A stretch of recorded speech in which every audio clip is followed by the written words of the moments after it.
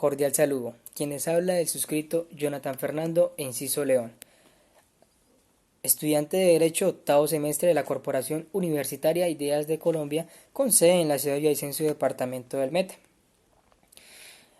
Este video es netamente académico, cuyo fin es demostrar lo aprendido y de igual manera es una nota que se verá reflejada en el tercer corte de la asignatura de contratación internacional. Dicha asignatura, que es dictada por nuestro doctor, abogado titulado el señor Héctor David Gutiérrez Gómez, especializado en Derecho Internacional, quien le agradezco por sus conocimientos, por su respeto para con dicha asignatura y de igual manera por enseñarnos la importancia de los contratos internacionales a nivel mundial. Para esta ocasión les hablaré de las tratativas preliminares, que son la fase precontractual para celebrar contrato internacional. Aquí se celebran contratos nacionales, locales, pero en este caso les voy a hablar de los contratos internacionales. Como su nombre lo dice, preliminar es precontractual, es antes de celebrar un contrato internacional. Básicamente tiene tres fases. La primera es la carta de intención, cuyo fin de esta es una carta donde una parte le manifiesta a otra la intención de querer celebrar un contrato internacional. Es solamente eso y no requiere ningún tipo de solemnidad. Simplemente es la intención o la mera voluntad de querer celebrar un contrato internacional. Aquí la parte se da a conocer y expresa qué quiere, cómo lo quiere, qué desea, ¿sí? Todas las preguntas que se nos pueden venir a la cabeza. Y de igual manera, esta carta de intención no es necesaria, simplemente como lo dije anteriormente es la intención, no es necesaria para celebrar el contrato internacional. La segunda fase es el acuerdo de confidencialidad o pacto de confidencialidad. En él se tasan unas cláusulas. La primera es la mera asociación, ¿sí?, recíprocamente de las partes, con el fin de que los datos que se den en ella no se vean reflejados a ninguna otra parte que no intervenga en el contrato internacional. La segunda es, de igual manera, que los datos recibidos sean tratados para lo que se va a hacer y no para darle otro uso. Y de igual manera, que estos datos se conserven como si fueran de su propia empresa. La tercera es aquella donde se pacta quiénes van a tener acceso a esta información, ya sea la parte administrativa, ya sea la parte contable, etc. Aquí se pacta y se deja claro que solo ellos van a tener acceso a esta información. En la cuarta, en esta nos especifica o nos habla de que si un ente judicial o administrativo nos requiere la información para temas judiciales, nos vemos en la obligación de notificar a la parte propietaria y decirle que esta información la vamos a entregar porque es algo netamente judicial y que si no lo hacemos estamos cometiendo un delito. La quinta, aquí se plasma a quienes se les va a brindar la información, es decir, a otras entidades, a sucursales.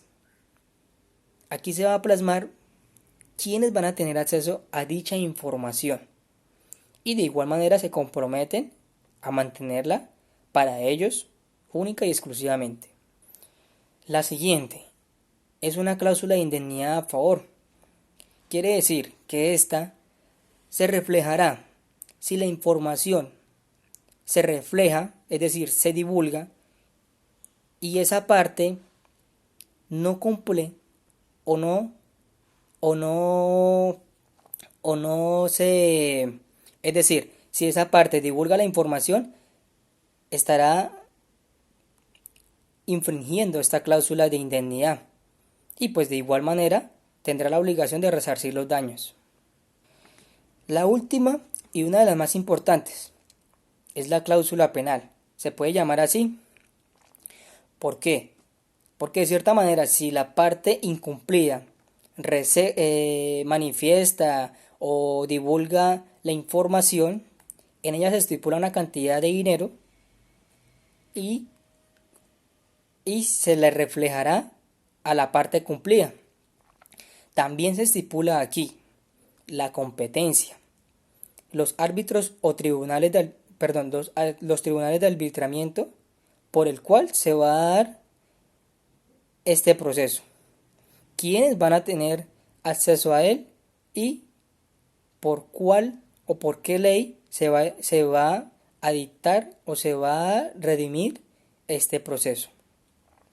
No solo ello, sino que también se va a estipular claramente el valor de esta cláusula penal. La última fase es el memorando de entendimiento. El memorando de entendimiento es como una promesa de compraventa. Aquí se contienen los elementos esenciales del contrato y solo quedan por definir los elementos accidentales. Es decir, no genera una responsabilidad contractual, pero sí genera responsabilidad y únicamente precontractual.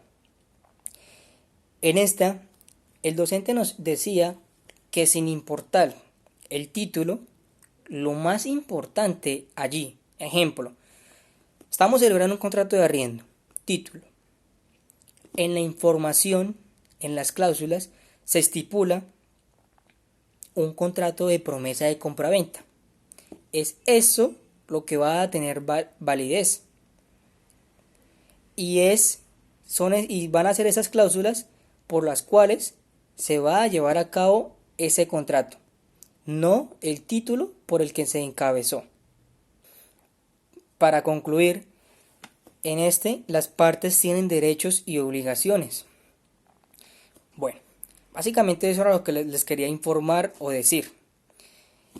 Que si me he visto o me he visto vinculado en esto, quiere decir, me ha pasado en la vida real, realmente sí. Nos damos cuenta de que celebrar un contrato no es hacer por hacer. Quiere decir que de acuerdo a lo que estipulemos dentro de los contratos, es por lo cual nos vamos a obligar para la otra parte.